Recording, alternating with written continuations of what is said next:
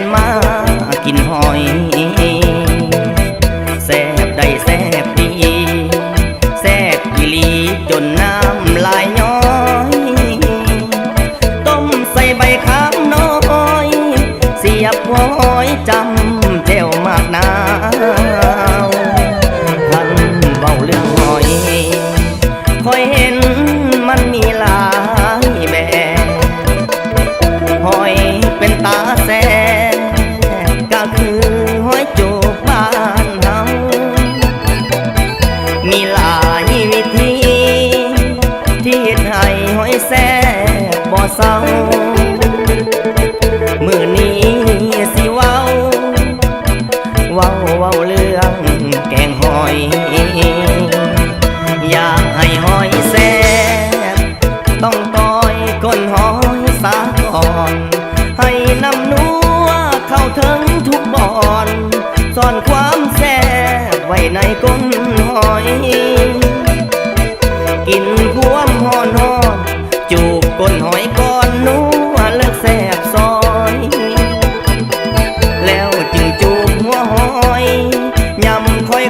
โอ้ยแซ่บแท้เด้กินหมากินแมวกินแล้วมันผิดกฎหมายจึงตัดสินใจมางมหอยจูบอยู่เซหอยเกี้ยบ่เอากินแล้วมันจางเซเวมือนี่ขาดคะเนทุ่มเทงมหอยจูบเมื่อแก่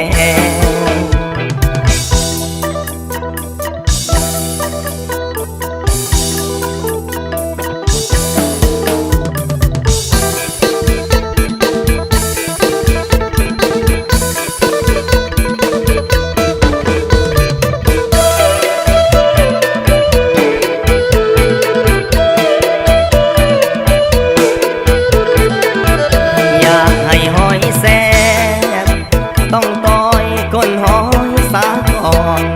ให้น้ำนัวเข้าถึงทุกบ่อนซ่อนความแซ่บไว้ในก้นหอย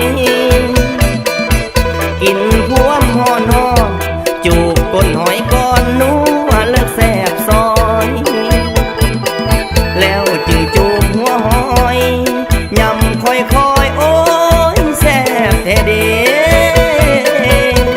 กินหมากินแมวกินแล้วมันผิดกฎหมายจึงตัดสินใจมางมหอยจูบอยู่เซหอยเกี้ยบ่เอากินแล้วมันจางเซเวมือนี่ขาดคะเนทุ่มเทงมหอยจูบเมื่อแก่มือนี่ขาดคะเนทุ่มเทงมหอยจูบ